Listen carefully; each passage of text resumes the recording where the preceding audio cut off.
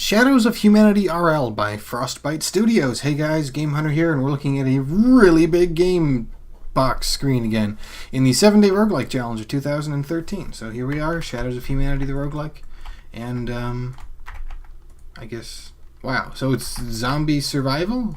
Huh. And is this, okay, that's something I can't move in, so that's potentially the, is that shoot through? Yeah, it's shoot throughable. Oh, I do not want to get too close. And I guess I can just kind of shoot a lot everywhere, and it's kind of good to go. So I don't even know if these guys are guys I want to necessarily kill. And I think I can use certain settings as a means to get myself away from everyone. The line is cool. I like it. It's surreal, and it really lets you know where you're shooting. So that's good. That's very good. And the terrain's cool, although, is it stopping the zombies? Yeah, I guess it is. Okay, sure, why not? Why not indeed? And I can't move over any of this. Does this ever change, or is this looping? That's a great question, if this is looping or not. I mean, it could just be generated constantly as we go, but yes, so essentially, oh, and we can kind of scroll even farther to the right. So let's see how far we can get then. Because I wasn't making any headway north. Also, what is this?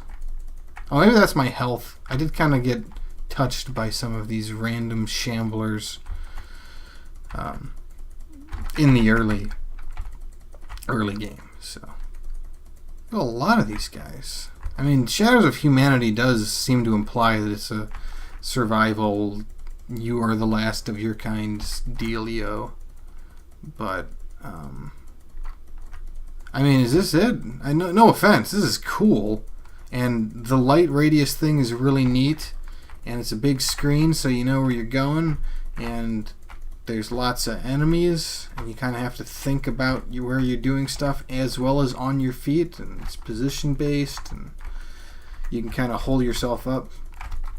But it's missing, I don't know, just general progression of player and objectives to meet.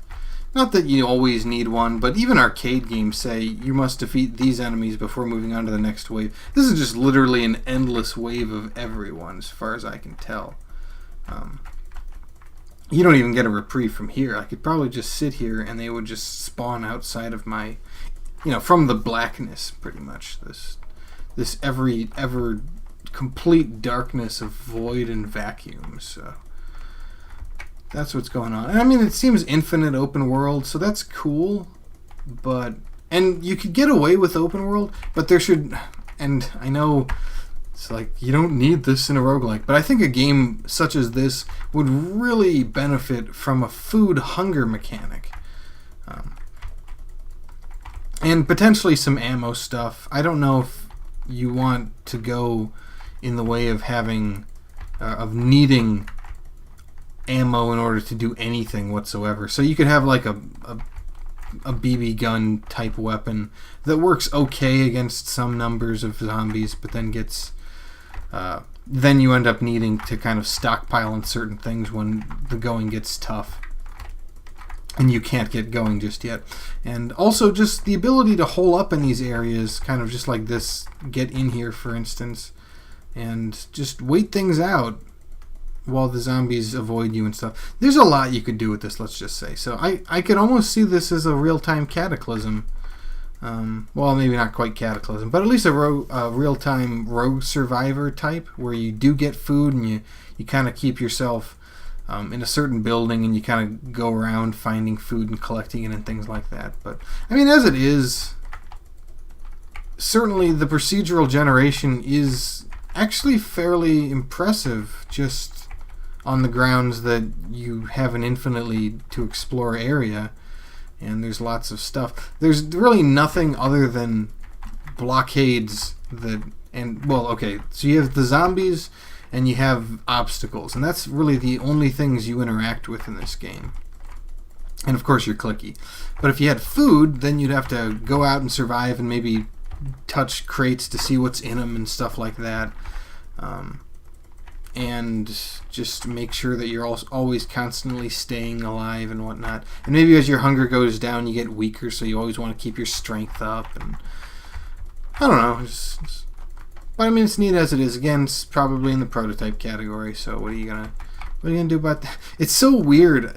I think this is probably the first game where I was playing for 5-10 seconds and realized, oh, this is the game.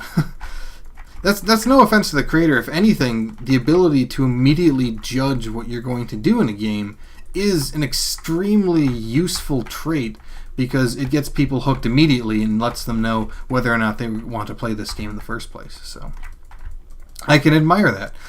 But it could use just a tiny bit more complexity. Just, soft timers. The hordes become ever stronger over time. You find better weapons, maybe even allies, something like that. But as it is, it's not bad. And again, as I always say, for a 7-day roguelike, it's certainly something to be proud of that you managed to accomplish this. So yeah, I mean, it's pretty neat. It never ends. It really doesn't. I could imagine if it's looping kind of in a donut form. So you can't really tell exactly, but whatever. I think this is enough showing the game off, and I've survived pretty good. Let's just go ahead and get ourselves killed. So this has been Game Hunter playing Shadows of Humanity RL. Oh, and you get points too. Is there nothing? Okay, and then you just press escape. Yeah, I don't even need either of those things. Join me next time when we take a look at another game from the 7-Day Roguelike Challenge of 2013. Until then, keep playing those roguelikes, guys, and take care.